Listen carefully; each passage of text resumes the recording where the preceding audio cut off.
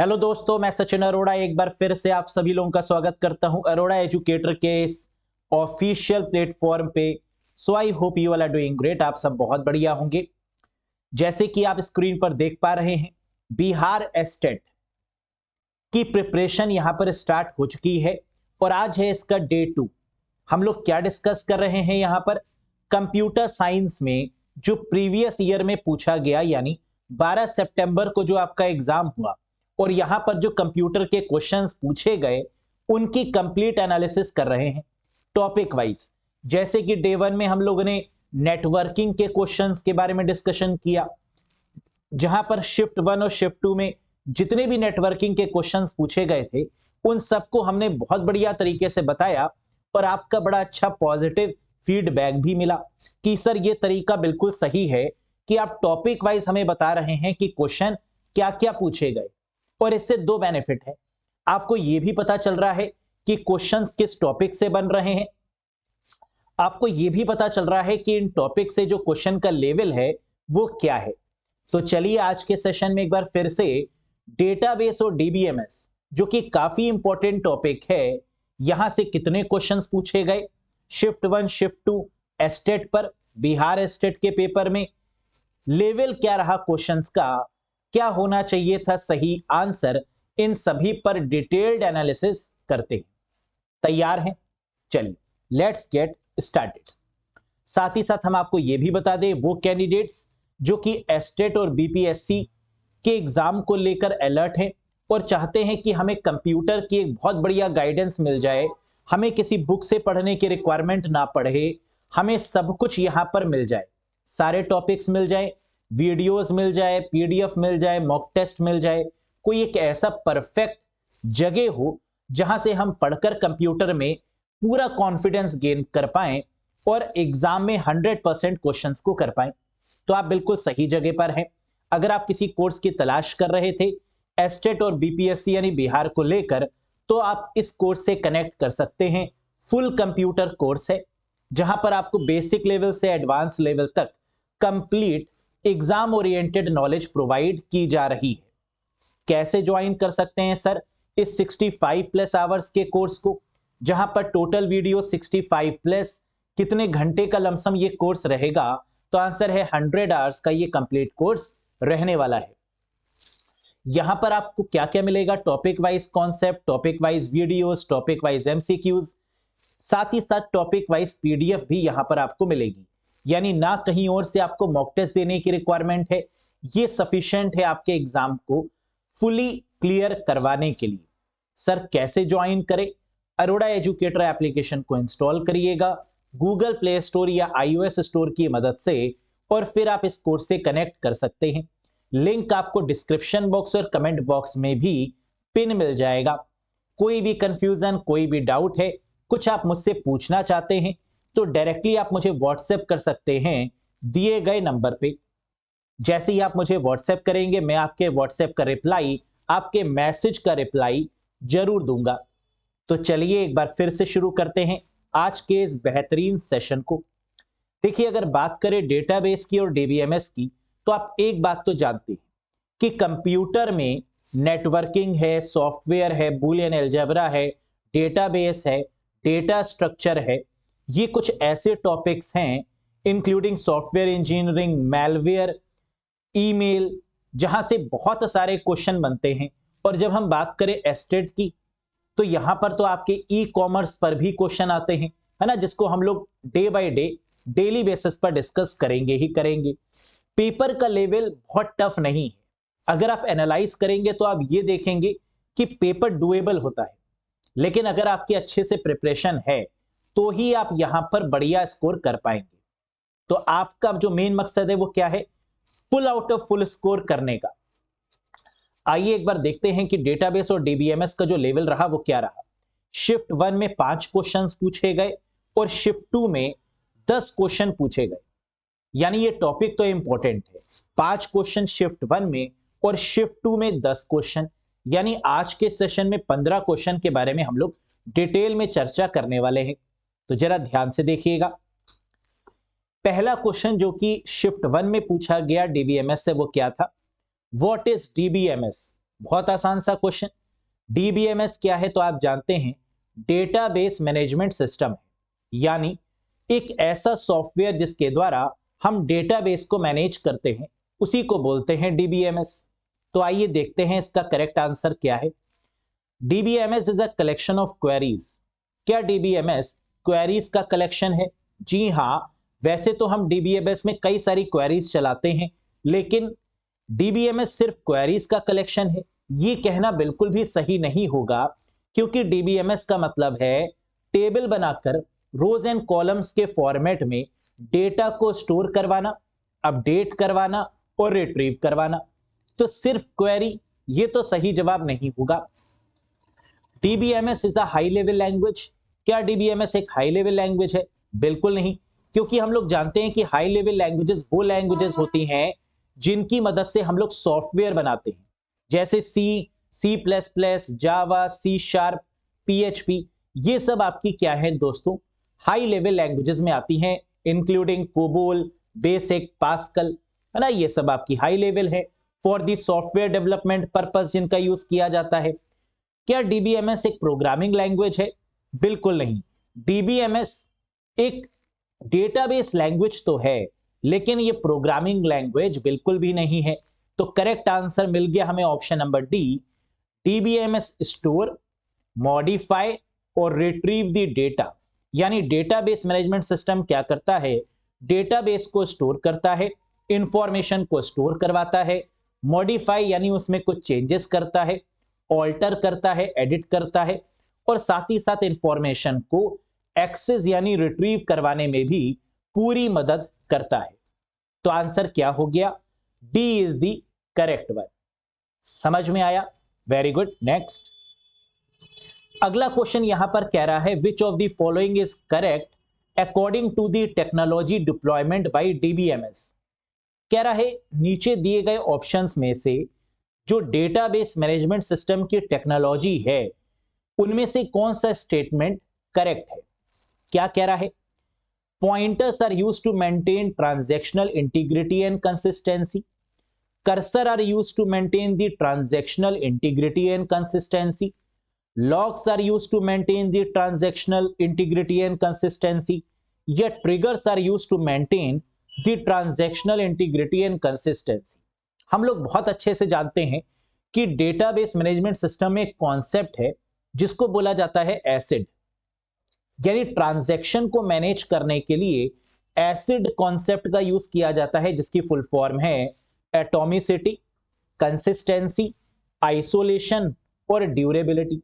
यानी हमारा डेटाबेस वो बढ़िया माना जाता है जो एटॉमिक होता है, जिसमें कंसिस्टेंसी होती है, जो आइसोलेट होता है और जो ड्यूरेबल होता है।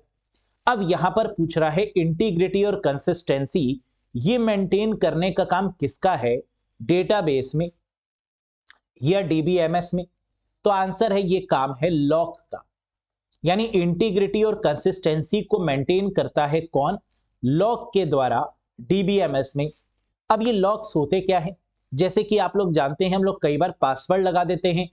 डेटाबेस या डीबीएमएस की बात करें, इसको एक्सेस करने की जो परमिशन है वो किसके पास होती है, डीबीए के पास, डेटाबेस एडमिनिस्ट्रेटर के पास, और उसी को ये हक दिया जाता है कि वो डेटाबेस में चेंजेस कर पाए, मॉडिफाई कर पाए, एडिट कर पाए। हर किसी के पास में ये परमिशन नहीं होती है, और ये इंप्लीमेंट करते हैं वाया लॉग, जो कि एक डेटाबेस मैनेजमेंट सिस्टम में इंटीग्रिटी और कंसिस्टेंसी को मेंटेन करने की कोशिश करता है। क्या ये बात समझ में आई? Very good. आप कहेंगे सर ये बात तो हमें समझ में आ गई, लेकिन पॉइंटर क्या होता है, कर्सर क्या होता है, लॉग्स क्या होता है और ट्रिगर क्या होता है, ये भी तो हमें पता होना चाहिए, तभी तो हम करेक्ट आंसर को लगा पाएंगे। तो आइए साथ ही साथ यहां पर हम लोग डीबीएमएस के इन 4 टेक्नोलॉजीज के बारे में भी इंफॉर्मेशन लेते हैं। अगर हम बात करें पॉइंटर्स के बारे में, तो पॉइंटर का मेन काम होता है डेटाबेस में स्पीड और एक्यूरेसी को मेंटेन करना, यानी pointers are used to access data with great speed and accuracy. अगर हमें डेटाबेस में किसी भी इंफॉर्मेशन को रिट्रीव करने के लिए, स्टोर करने के लिए, मॉडिफाई करने के लिए स्पीड चाहिए, साथ ही साथ एक्यूरेसी चाहिए, यानी बिल्कुल सटीक इंफॉर्मेशन हमारी स्टोर हो, तो हम किसका यूज करेंगे? पॉइंटर्स का। तो पॉइंटर्स की जब भी बात होती है डेटाबेस में, तो हम बात किसकी करते हैं? स्पीड और एक्यूरेसी की। लेकिन जब हम बात करते हैं प्रोग्रामिंग लैंग्वेज में पॉइंटर्स की, तो हम बात करते हैं उसके एड्रेस की। यहां पर हम बात करते हैं स्पीड और एक्यूरेसी की। Very good. कर्सर क्या होता है?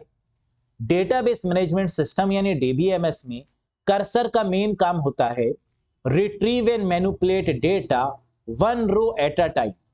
अगर हमें किसी भी रो में डेटा को एक्सेस करना है, निकालना है, या उसमें कोई भी चेंजेस करने हैं एक समय पर, एट अ टाइम का मतलब एक एक करके, अगर हमें एक एक करके किसी भी रो में डेटा में कोई बदलाव करना है, उसको एक्सेस करना है, उसको रिट्रीव करना है, उसको मैनिपुलेट करना है, तो हम किसका यूज करेंगे?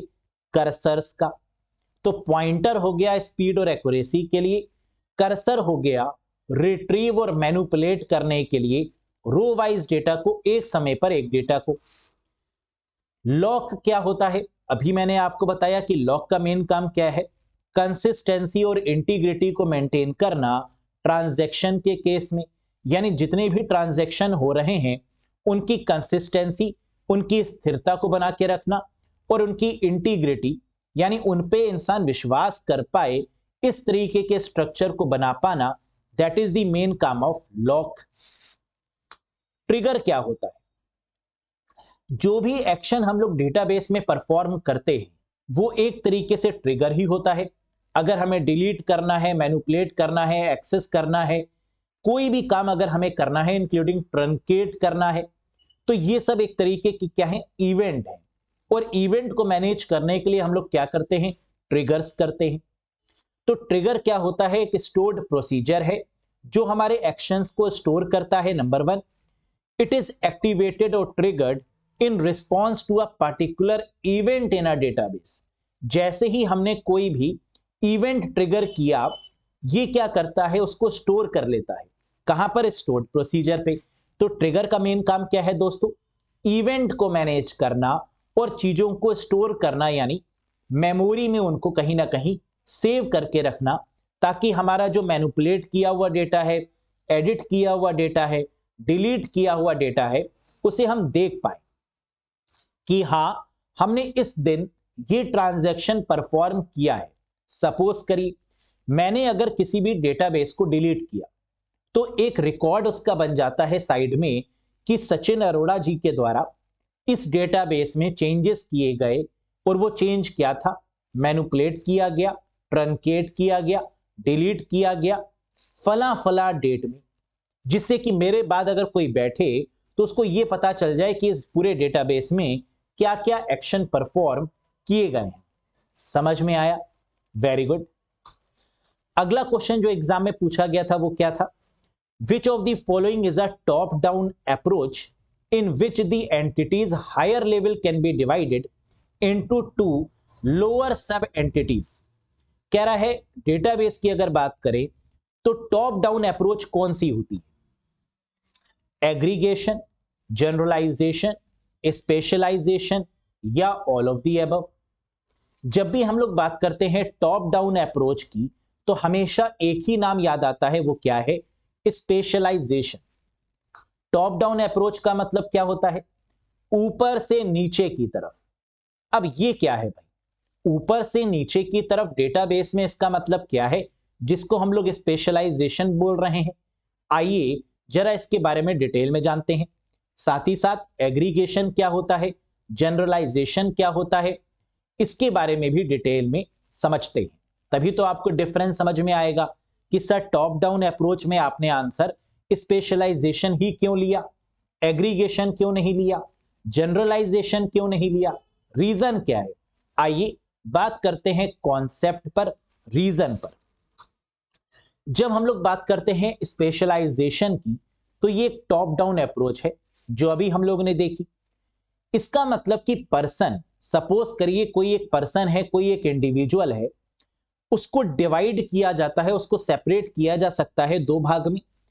एक पर्सन को हम कस्टमर भी बोल सकते हैं और एक पर्सन को एम्प्लॉय भी बोल सकते हैं। कह रहा है पर्सन जो है वो कस्टमर भी हो सकता है और पर्सन जो है वो एम्प्लॉय भी हो सकता है। तो जब हमने एक पर्सन को दो में डिवाइड किया, किसमें, एम्प्लॉय और कस्टमर में, तो ये क्या हो गई, टॉप डाउन अप्रोच हो गई। तो इसका मतलब कि आपको क्या समझ में आया, टॉप डाउन अप्रोच में किसी एक एंटिटी को हम डिवाइड करते हैं दो या दो से ज्यादा एंटिटीज में। अब पर्सन का फोन नंबर हो सकता है, नेम हो सकता है, एड्रेस हो सकता है, इसको हमने डिवाइड कर दिया कि पर्सन एक एम्प्लॉय है, उसकी एम्प्लॉय आईडी है, उसकी सैलरी है। एक कस्टमर है जिसका कुछ क्रेडिट है, ईमेल आईडी है, कस्टमर आईडी है। तो हमने पर्सन को यहां पर दो भागों में डिवाइड किया। तो क्या ये एक टॉप डाउन अप्रोच है? जी हां, हमने ऊपर से नीचे की तरफ चले, यानी एक पर्सन, एक इंडिविजुअल को दो भागों में डिवाइड कर दिया। इसी को बोलते हैं स्पेशलाइजेशन। Very good. और डेटाबेस बनाने में ये बहुत जरूरी है कि आप नंबर ऑफ एंटिटीज को क्रिएट कर पाए, ताकि उसी के अकॉर्डिंग आप डेटाबेस में जितनी भी एंट्रीज होती हैं उसको मैनेज कर पाएंगे। नेक्स्ट, जनरलाइजेशन क्या होता है? ठीक इसका उल्टा। वो क्या था? टॉप डाउन अप्रोच, ये है बॉटम अप अप्रोच। जनरलाइजेशन जो है वो स्पेशलाइजेशन का ठीक उल्टा होता है। स्पेशलाइजेशन टॉप डाउन है तो जनरलाइजेशन बॉटम अप है। बॉटम अप का मतलब सेम वैसे ही, हमने कहा एक एम्प्लॉय है, एक कस्टमर है, और एम्प्लॉय और कस्टमर को मिला के हमने क्या बना दिया? पर्सन। हमने कहा ये है तो पर्सन ही, ये है तो इंडिविजुअल ही। जब हम डेटाबेस को कई बार नीचे से ऊपर की तरफ एनालाइज करते हैं तो हम ये पाते हैं कि एम्प्लॉय और कस्टमर क्या है? पर्सन के एग्जाम्पल्स हैं। तो अब ये क्या हो गया? ये जो अप्रोच हो गई ये बॉटम अप अप्रोच हो गई। वहां पर हमने क्या किया था? पर्सन को डिवाइड किया था एम्प्लॉय और कस्टमर में।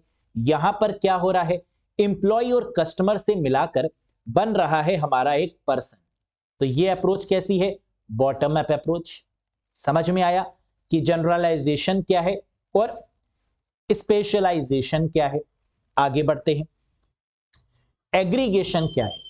नाम से ही समझ में आ रहा है, एग्रीगेट का मतलब होता है सम करना, ज्वाइन करना, जोड़ना।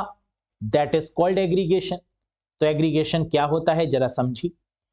प्रोसेस ऑफ कंबाइनिंग टू और more entities to form a more meaningful new entity. जब हम दो या दो से ज्यादा एंटिटीज को ज्वाइन करते हैं, कंबाइन करते हैं और एक नई एंटिटी बनाते हैं तो उसे बोलते हैं क्या? एग्रीगेशन। जैसे फॉर एग्जांपल हमने कहा कॉलेज है और एक कोर्स है। हमारे पास दो एंटिटीज थी, कॉलेज और कोर्स। इन दोनों को मिला के एक नई एंटिटी जो बनाई हमने वो क्या बनाई? स्टूडेंट की। क्योंकि कॉलेज में एडमिशन कौन लेगा? कॉलेज में पढ़ेगा कौन? तो हमने कहा स्टूडेंट। कोर्स लेगा कौन? हमने कहा स्टूडेंट। तो इसका मतलब कॉलेज और कोर्स ये किससे रिलेटेड है? स्टूडेंट को सेवा देने के लिए ही कॉलेज बनाया गया ताकि स्टूडेंट को एजुकेशन दे पाए, और कोर्सेज बनाए गए ताकि स्टूडेंट जो है वो अपने स्पेशलाइजेशन के अकॉर्डिंग, अपनी रिक्वायरमेंट के अकॉर्डिंग अपनी पसंदीदा कोर्स को ज्वाइन कर पाए, उसकी स्ट्रीम को ज्वाइन कर पाए। समझ में आया? तो ये क्या हो गया? एग्रीगेशन हो गया, जहां पर हमने दो एंटिटीज को मिलाकर एक नई एंटिटी क्रिएट करी जो कि इसके बीच में एक रिलेशन एस्टैब्लिश कर रही है। कॉलेज ऑफर कोर्सेस, इंक्वायरी कौन करेगा इसके बारे में? स्टूडेंट। तो college and course is acting as an entity. College और कोर्स क्या है? एक एंटिटी है इन रिलेशन विद स्टूडेंट, और यहां पर स्टूडेंट भी क्या है? एक नई एंटिटी है। यही तो हो गया aggregation. Process of combining two और more entities to form a more meaningful new entity. दो या दो से ज्यादा एंटिटीज को मिलाकर एक नई एंटिटीज को बनाना ही क्या है? एग्रीगेशन का परफेक्ट एग्जाम्पल है। Very good. तो हमें यहां से यह समझ में आया कि अगर क्वेश्चन में टॉप डाउन दिया होगा तो हम स्पेशलाइजेशन लगा देंगे, अगर क्वेश्चन में बॉटम अप दिया होगा तो जनरलाइजेशन लगा देंगे, और अगर क्वेश्चन में कुछ ऐसा कह रहा होगा कि दो एंटिटीज को मिलाकर एक नई एंटिटी बनाना तो हम लोग एग्रीगेशन लगा देंगे। समझ में आ गया बढ़िया तरीके से? बहुत बढ़िया। नेक्स्ट, अब इसके बाद जो क्वेश्चन पूछा गया वो था डीएफडी से। आप सब जानते हैं कि डीएफडी क्या होता है। डेटाबेस में डेटा के फ्लो को मैनेज करने के लिए, डेटा को ग्राफिकल रिप्रेजेंटेशन में दिखाने के लिए डीएफडी का इस्तेमाल किया जाता है। यानी डीएफडी क्या है? डेटा फ्लो डायग्राम है। बहुत बढ़िया। तो करेक्ट आंसर होगा option number C, data flow diagram, जिसकी मदद से हम क्या करते हैं? Graphical representation of information flow, कि किस तरीके से डेटाबेस में या डीबीएमएस में या आरडीबीएमएस में हमारी इंफॉर्मेशन फ्लो की जा रही है, एक्सटर्नल एंटिटीज की मदद से, डेटा फ्लोज की मदद से, प्रोसेस की मदद से, डेटा स्टोर की मदद से, इन सब चीजों को दिखाने की कोशिश की जाती है ग्राफिकल रिप्रेजेंटेशंस की मदद से। That is called data flow diagram. Very good. Next, अगला क्वेश्चन पूछा गया जो कि बहुत बहुत आसान था। The term data refers to, कह रहा है डेटा क्या है? हम लोग जानते हैं कि डेटा और इंफॉर्मेशन में डिफरेंस है। क्या डिफरेंस है? जब डेटा को प्रोसेस किया जाता है तो बनती है इंफॉर्मेशन।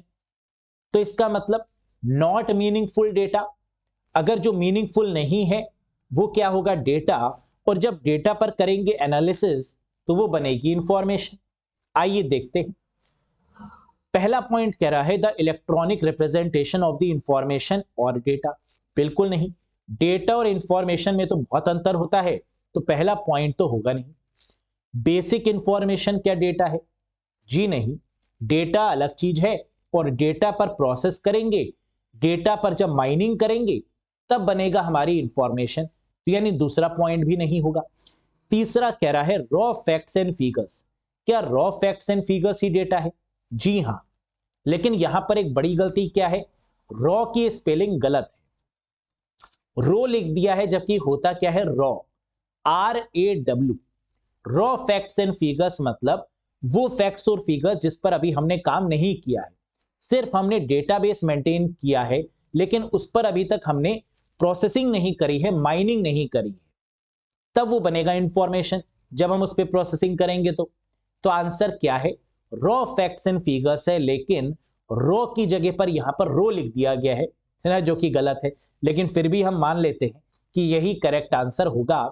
लिखने में कोई गलती हो गई होगी, है ना, स्पेलिंग मिस्टेक, क्लरिकल मिस्टेक यहां पर हो गई है। लेकिन ये क्लरिकल मिस्टेक की वजह से कैंडिडेट जरूर कंफ्यूज हो सकते हैं, क्या ये सही आंसर है या नहीं, है ना। मैटर करता है एग्जामिनेशन में ये चीजें। ये तो थे 5 क्वेश्चंस जो कि शिफ्ट 1 में पूछे गए। आसान लगे आपको क्वेश्चंस? शिफ्ट 2 में पूछे गए 10 क्वेश्चन। आइए एक बार इन पर भी एनालिसिस कर लेते हैं। यहां पर भी देखते हैं कि 10 क्वेश्चन जो पूछे गए उनका लेवल क्या रहा। इसका मतलब एग्जाम में डेटाबेस से भर भर के क्वेश्चन आएंगे। 5 भी हो सकते हैं, 10 भी हो सकते हैं, 12 भी हो सकते हैं, 8 भी हो सकते हैं, लेकिन आएंगे जरूर। आइए, dash offer the ability to query the data and insert, alter and delete tuples is called. Dash offer the ability to query the data. कह रहा है इनमें से कौन सा ऐसा कमांड है जिसके द्वारा हम डेटा में क्वेरीज चलाते हैं, इंसर्ट करते हैं। क्वेरीज कौन कौन सी? इंसर्ट करने वाली, ऑल्टर करने वाली और डिलीट करने वाली। तो आप जरा एसक्यूएल के कमांड्स को एक बार याद करके देखिए। इंसर्ट किस में आता है? डीएमएल में, डेटा मैनिपुलेशन लैंग्वेज में। ऑल्टर किस में आता है? डीडीएल में, डेटा डेफिनेशन लैंग्वेज में। और डिलीट किस में आता है? डीएमएल में, डेटा मैनिपुलेशन लैंग्वेज में। तो इसका मतलब इंसर्ट और डिलीट ये डीएमएल में आते हैं और ऑल्टर आता है हमारा किस में? डीडीएल में। तो आंसर क्या होगा? डीडीएल भी सही है और डीएमएल भी सही है। इसका मतलब अगेन इस क्वेश्चन में लोचा है, इस क्वेश्चन के ऑप्शंस में कुछ गलती है, क्योंकि डीडीएल और डीएमएल ये दोनों हमें मिल ही नहीं रहे। लेकिन यहां पर आपके एस्टेट ने जो सही मार्क किया है वो क्या किया है? डीएमएल किया है।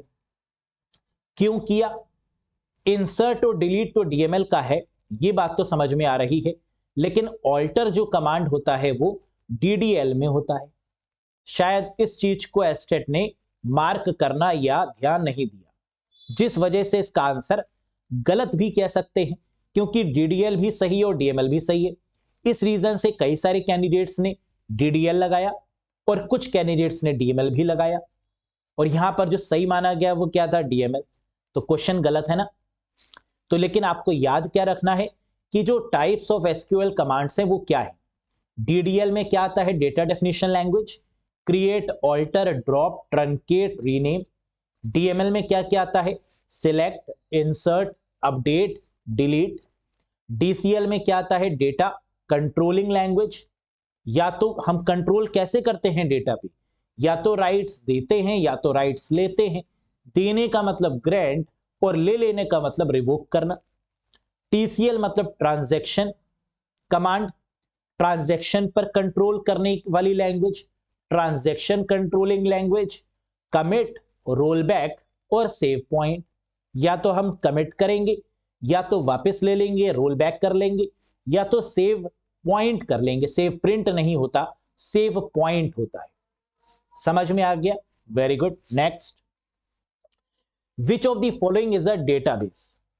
कह रहा है इनमें से डेटाबेस कौन सा है। बेसिकली ये डेटाबेस नहीं है, ये डेटाबेस सॉफ्टवेयर है, या इनको डीबीएमएस सॉफ्टवेयर भी बोल सकते हैं। डेटाबेस तो हम किसी भी चीज को बोल सकते हैं। आपके पास फाइल है, वो एक डेटाबेस है। आपके पास एक फोल्डर है, वो एक डेटाबेस है।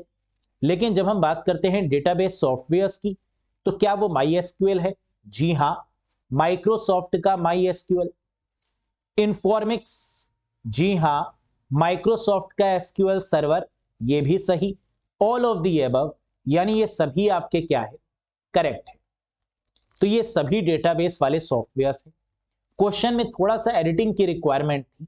यहां पर यह पूछा जाना चाहिए था कि which of the following is a database software, या which of the following is a database management system software, तो ज्यादा एक्यूरेट क्वेश्चन ये बनता। लेकिन फिलहाल हमें समझ में आ रहा है ये सब डीबीएमएस यानी डेटाबेस वाले सॉफ्टवेयर ही हैं। अब अगर डेटाबेस सॉफ्टवेयर्स की दोस्तों बात करें, तो इसमें बहुत जो फेमस नाम निकल के आते हैं वो कौन कौन से हैं। ओरेकल, आईबीएम कंपनी के द्वारा बनाया गया DB2, SQL सर्वर माइक्रोसॉफ्ट का, सैप का साइबेस, MySQL जो कि ओपन सोर्स भी होता है, फ्री ऑफ कॉस्ट भी है, माइक्रोसॉफ्ट का एक्सेस जिसे MS एक्सेस बोलते हैं, जो आपके MS ऑफिस पैकेज में मिलता है, इन्फॉर्मिक्स, SQLite जिसका यूज मोबाइल फोन्स में किया जाता है, SQLite, Postgre SQL, MongoDB, CufDB, Neo4j या MariaDB, ये आपके बहुत फेमस डेटाबेस सॉफ्टवेयर्स के एग्जांपल्स हैं। Next, what do you mean by one to many relationship. कह रहा है डेटाबेस में, डीबीएमएस में वन टू मैनी रिलेशनशिप का मतलब क्या होता है। हम लोग जानते हैं कि जब डीबीएमएस की बात करते हैं तो वहां पर बात करते हैं कार्डिनलिटीज की, और 3 तरीके की कार्डिनलिटीज होती हैं डेटाबेस में। कौन कौन सी? One to many, one to one और मैनी टू मैनी। ये 3 तरीके की आपकी कार्डिनलिटीज होती हैं, जिसमें बात हो रही है वन टू मैनी की, यानी एक की रिलेशन कई से। जैसे एक टीचर कई सारे स्टूडेंट्स को पढ़ाता है ना, ये क्या हो गया, वन टू मैनी रिलेशनशिप। एक बैंकर कई सारे कैंडिडेट्स को, कई सारे एम्प्लॉयज को, या आप कह सकते हैं कई सारे कस्टमर को डील करता है ना, तो ये क्या हो गया, वन टू मैनी रिलेशनशिप। एक बार देखते हैं क्या दिया है option. Many teachers have many classes, ये तो मैनी टू मैनी है, वन टू मैनी नहीं। वन क्लास में हैव मैनी टीचर्स, बिल्कुल नहीं, ये भी वन टू मैनी का परफेक्ट एग्जांपल नहीं है। एक क्लास में कई सारे teachers, that is not the correct one. One teacher can have many classes, yes, एक टीचर कई सारी क्लासेस लेता है, तो one teacher can have many classes, ये बिल्कुल सही है वन टू मैनी के केस में। तो करेक्ट आंसर बनेगा ऑप्शन नंबर सी। आखिरी वाला कह रहा था मैनी क्लासेस में हैव मैनी टीचर्स, ये तो मैनी टू मैनी का एग्जाम्पल है, वन टू मैनी का नहीं। समझ में आ गया। तो अगेन बहुत आसान सा क्वेश्चन। नेक्स्ट, 3 मेन कार्डिनलिटीज कौन कौन सी होती हैं, इसके नाम जरूर याद रखिएगा। वन टू वन हो सकती है, वन टू मैनी भी हो सकती है और मैनी टू मैनी भी हो सकती है। तो डेटाबेस में कुल कितनी कार्डिनलिटीज हो गई? 3। Next, in general a file is basically a collection of all related dash।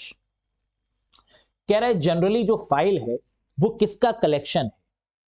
रोज का या कॉलम्स का? रोज एंड कॉलम्स, डेटाबेस, फील्ड या रिकॉर्ड? क्या होगा करेक्ट जवाब? हम लोग जानते हैं कि जब डेटाबेस को पढ़ा जाता है तो वहां पर एक हायरार्की होती है डेटाबेस को बताने की। वो हायरार्की क्या है? बिट सबसे छोटी यूनिट, डेटाबेस की जो सबसे छोटी यूनिट होती है वो बिट है। बिट के बाद बाइट, फिर फील्ड, फिर रिकॉर्ड, फिर फाइल, फिर डेटाबेस। ये आपकी पूरी हायरार्की होती है। अगर आपको ये हायरार्की पता है तो आप बहुत आसानी से बता देंगे कि file is basically a collection of all related record. Bit, byte, field, record, file. तो आंसर क्या होगा? रिकॉर्ड्स। यानी आपको यह चीज याद होनी चाहिए कि बिट, फिर बाइट, फिर फील्ड, फिर रिकॉर्ड, फिर फाइल, फिर डेटाबेस। तो बिट के कलेक्शन को बाइट बोलेंगे, बाइट के कलेक्शन से फील्ड बनेगी, फील्ड के कलेक्शन से रिकॉर्ड बनेगा, रिकॉर्ड के कनेक्शन से फाइल बनेगी, यही तो पूछ रहा था, और फाइल के कलेक्शन से डेटाबेस बनेगा। समझ में आई बात? Very good. Next, which of the following refers to the number of attributes in a relation? ये क्वेश्चन तो बहुत बार आता है, बीपीएससी में भी पूछा गया और यहां पर भी पूछा गया। तो बीपीएससी के भी कई सारे क्वेश्चंस आपके एग्जाम में रिपीट होंगे, इसीलिए मैं बार बार आपसे कहता हूं कि बीपीएससी 1.0, बीपीएससी 2.0 इन दोनों पेपर्स को बहुत बार लगाइएगा, क्योंकि यहां से भी क्वेश्चंस रिपीट होंगे और एस्टेट में से भी जो आपका हो चुका है यहां से भी क्वेश्चन रिपीट होंगे। क्योंकि इतने सारे क्वेश्चन पूछे हैं तो क्वेश्चन नए कहां से लाएंगे? कुछ तो क्वेश्चन रिपीट होंगे ही होंगे, लेकिन हां कुछ होंगे, सारे थोड़ी ना होंगे। 2-3 हो सकते हैं, 4-5 हो सकते हैं, बस। कह रहे which of the following refers to the number of attributes in a relation? Attribute का मतलब होता है कॉलम्स। नंबर ऑफ कॉलम्स या नंबर ऑफ एट्रीब्यूट्स किसको डिफाइन करता है? डिग्री को। तो करेक्ट आंसर क्या होगा? Degree is the right one. लेकिन यहां पर एस्टेट के पेपर में जो सही आंसर इन्होंने लिया था वो लिया था रो, है ना, जो कि बिल्कुल गलत है, क्योंकि आंसर इसका क्या होगा? डिग्री। और डिग्री और कार्डिनलिटी से आंसर आएगा जरूर, क्वेश्चन जरूर मिलेगा आपको, याद रखिएगा। Number of tuples in a relation, rows का मतलब tuples, number of tuples in a relation is called cardinality, number of attributes in a relation is called degree. ये दोनों ही आपको याद रखने हैं। नंबर्स ऑफ टपल आए तो कार्डिनलिटी लगाइएगा, नंबर ऑफ एट्रीब्यूट्स आए तो डिग्री लगाइएगा। Next, a report generator is used to. कह रहा है रिपोर्ट जनरेटर का काम क्या होता है?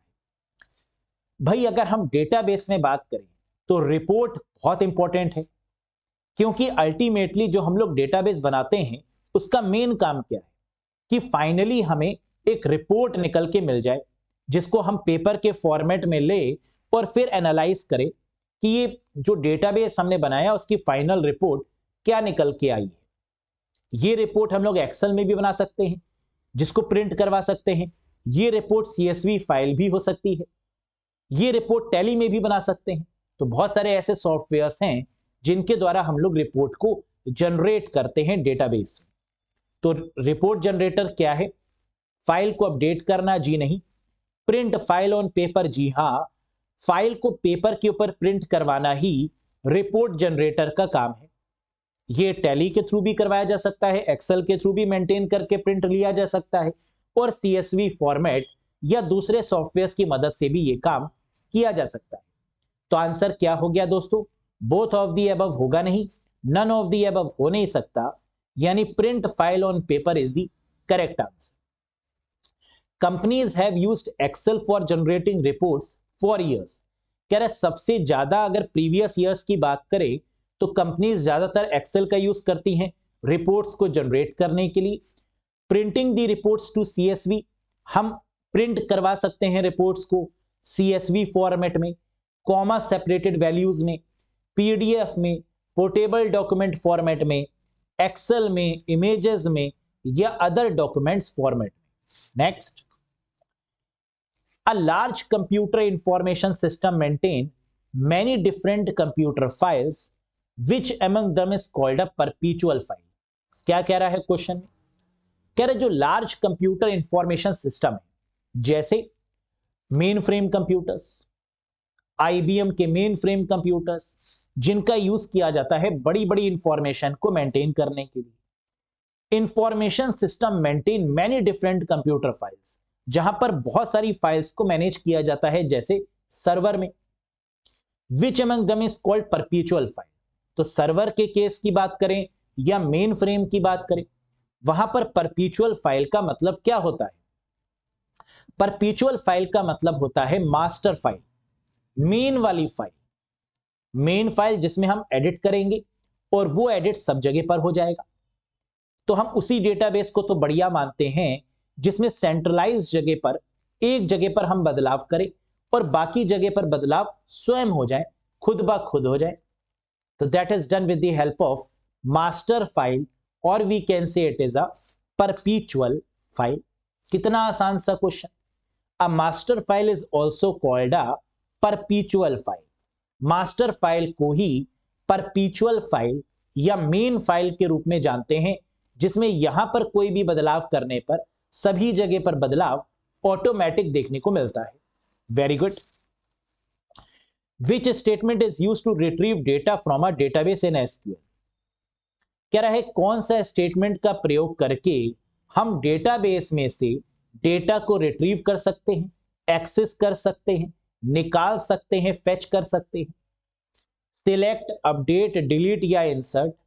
बिल्कुल सही करेक्ट जवाब होगा सिलेक्ट की मदद से। हम लोग जो क्वेरी चलाते हैं वो कैसे चलाते हैं? सिलेक्ट, सिलेक्ट के साथ में लिखते हैं कॉलम्स के नाम, फ्रॉम के साथ में लिखते हैं टेबल का नाम, वेयर में लगाते हैं कंडीशन, और इसी तरीके से हम लोग क्वेरी को चलाते हैं। तो आंसर यहां पर दोस्तों क्या होगा? Select is the correct answer. अब ये सीक्वेंस क्या होता है? Select from where, group by, having और ऑर्डर बाय, इस तरीके से, या select from where, order by, group by, having, ये करेक्ट सीक्वेंस होता है। तो पहले क्या करेंगे? सिलेक्ट कमांड यूज करेंगे, जिसमें कॉलम्स के नाम लिखेंगे, फ्रॉम में टेबल का नाम लिखेंगे, वेयर में किसी कंडीशन को लगाएंगे, ग्रुप बाय में क्या करेंगे? अरेंज रिकॉर्ड्स इनटू ग्रुप्स, यहां पर रिकॉर्ड्स को ग्रुप के फॉर्मेट में मैनेज करेंगे, ग्रुप्स बनाएंगे। यहां पर हैविंग क्या करेंगे? जो ग्रुप्स बनाए हैं उसमें फिल्टर लगाएंगे, तो filter down the groups, specific चीजों के बेसिस पर फिल्टर यानी सर्च करने के पर्पस से ही हैविंग का प्रयोग किया जाता है।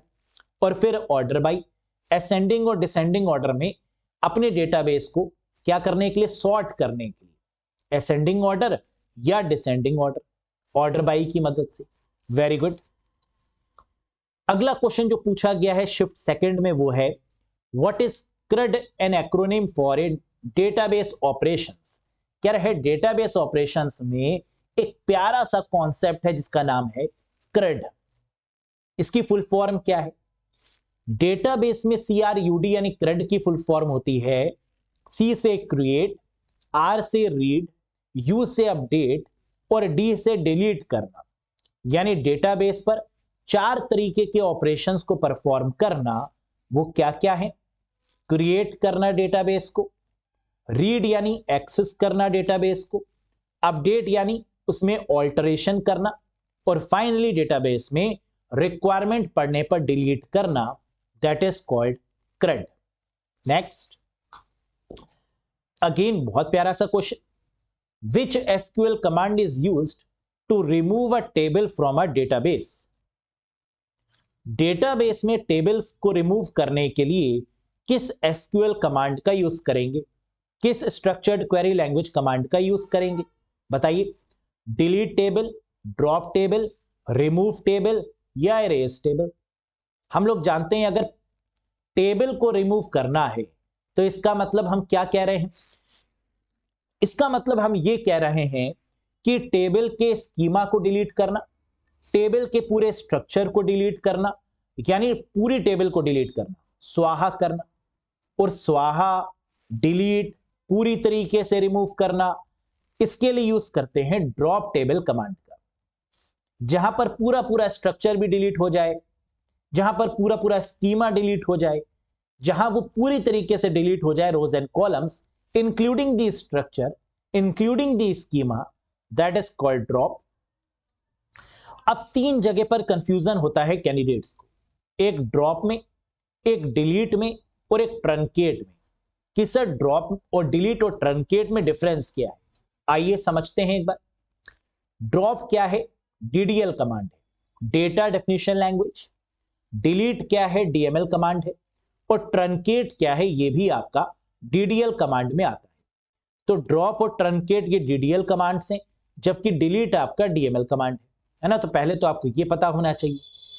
ड्रॉप क्या करता है? रिमूव करता है स्ट्रक्चर या स्कीमा ऑफ अ टेबल को। पूरे स्ट्रक्चर और पूरे स्कीमा को डिलीट करने के लिए ड्रॉप कमांड का यूज करते हैं। डिलीट कमांड का यूज करते हैं एक एक रो को हटाने के लिए। डिलीट क्या करेगा? डिलीट करेगा, रिमूव करेगा क्या? रिकॉर्ड वन बाय वन, रोज को, रिकॉर्ड्स को एक एक करके अगर हमें डिलीट करना है लेकिन स्ट्रक्चर मेंटेन रहेगा तो हम डिलीट कमांड का यूज करेंगे। ट्रंकेट क्या करता है? वही काम करता है जो डिलीट करता है, लेकिन डिफरेंस क्या है? डिलीट कर रहा था, डिलीट वन बाय वन, एक एक करके। ट्रंकेट क्या करेगा? एक साथ डिलीट कर देगा। ये डीडीएल कमांड है जो डिलीट करता है कंप्लीट डेटा को from the table at once, एक बार में। तो अगर डिलीट एक एक करके डिलीट कर रहा है और ट्रंकेट एक साथ डिलीट कर रहा है, तो मैं आपसे पूछूं अगर कि कौन फास्टेस्ट है? डिलीट तेज काम करता है कि ट्रंकेट तेज काम करता है? तो आप कहेंगे सर ये तो बहुत सिंपल है, डिलीट एक एक करके डिलीट कर रहा है, ट्रंकेट एक साथ डिलीट कर रहा है, तो इसका मतलब ट्रंकेट फास्टेस्ट होगा डिलीट से। Very good. और यही बात आपको याद रखनी है कि ट्रंकेट और डिलीट में जो मेन अंतर है वो क्या? ये दोनों ही डिलीट करते हैं, लेकिन truncate command is faster than the delete command. Truncate command एक साथ रोज को डिलीट करेगा, जबकि डिलीट कमांड एक एक करके रोज को डिलीट या रिकॉर्ड को रिमूव करेगा। समझ में आई कि what is the difference between drop, delete and truncate? शानदार तरीके से, वेरी गुड। नेक्स्ट, तो ये थे आपके 15 क्वेश्चंस, यानी 10 क्वेश्चन सेकंड शिफ्ट में और 5 क्वेश्चन फर्स्ट शिफ्ट में। मुझे बताइएगा कमेंट करके, क्या ये 15 के 15 क्वेश्चंस का कॉन्सेप्ट आपको समझ में आया? क्या अब लग रहा है कि पेपर का लेवल इतना टफ नहीं था? आता होगा तो आसान होगा, लेकिन अगर पढ़ेंगे नहीं तो ही टफ होगा, वरना बहुत आसान लगेगा, है ना। तो इतना ज्यादा कंफ्यूज होने की रिक्वायरमेंट नहीं है, डरने की रिक्वायरमेंट नहीं है। पढ़ने पर फोकस रखो, सिलेक्शन होगा ही होगा, एग्जाम क्लियर होगा ही होगा। अब एक क्वेश्चन जो आज का है, क्वेश्चन ऑफ द डे का, जिसका आंसर आपको कमेंट सेक्शन में कमेंट करके बताना है दोस्तों। बड़ा ही प्यारा क्वेश्चन, बड़ा ही famous question. Who created the first DBMS? पहला डीबीएमएस किसके द्वारा बनाया गया? Edgar Frank Codd, Charles Bachman, Charles Babbage, Sharon B Codd? क्या होगा करेक्ट जवाब? जरा बच के, क्योंकि ये क्वेश्चन ऐसा है जिसका 80% स्टूडेंट गलत जवाब देते हैं, लेकिन आप सही जवाब देते हैं या नहीं, है ना। इंटरेस्टिंग रहेगा कमेंट सेक्शन में देखना। साथ ही साथ मुझे ये भी बताइएगा कि वो फर्स्ट डीबीएमएस कौन सा है, पहला डीबीएमएस का नाम क्या है और पहला डीबीएमएस किसने बनाया। ये 2 क्वेश्चन है आज के सेशन में। कमेंट सेक्शन में जरूर कमेंट करके बताइएगा। साथ ही साथ अगर सेशन पसंद आया हो तो लाइक करिएगा, चैनल पर नए हो तो सब्सक्राइब जरूर करिएगा। और साथ ही साथ अगर आपको लग रहा है कि कंप्यूटर आपकी वीक है, कॉन्फिडेंस नहीं आ रहा है, टॉपिक वाइज पढ़ना चाहते हैं बहुत डिटेल में, तो आप ज्वाइन कर सकते हैं पार्टिकुलर कोर्स को, estate 2024 and BPSC upcoming examinations को लेकर one of the best course जो आपको मिल रहा है कहां पर? अरोड़ा एजुकेटर एप्लीकेशन पर। तो इसके लिए गूगल प्ले स्टोर से टाइप करिए अरोड़ा एजुकेटर एप्लीकेशन, कोर्स पर क्लिक करिए, ज्वाइन करिए, वीडियोस पीडीएफ मॉक टेस्ट को एक्सेस करिए। किसी भी डाउट के रिगार्डिंग कुछ पूछना चाहते हैं तो दिए गए नंबर पे व्हाट्सएप भी कर सकते हैं। कैसा लगा सेशन? कॉन्फिडेंस लेवल कैसा लग रहा है? क्या ये क्वेश्चन सारे समझ में आए? मुझे बताइएगा कमेंट सेक्शन में कमेंट करके। डरने की रिक्वायरमेंट नहीं, पेपर का लेवल बहुत टफ नहीं आता है। अभी हम एक एक करके सभी टॉपिक्स की एनालिसिस कर रहे हैं। नेटवर्किंग की हो गई है, डेटाबेस की हो गई है, और डेली बेसिस पर ना एक एक टॉपिक को लेंगे और उसके क्वेश्चंस को डिस्कस करेंगे।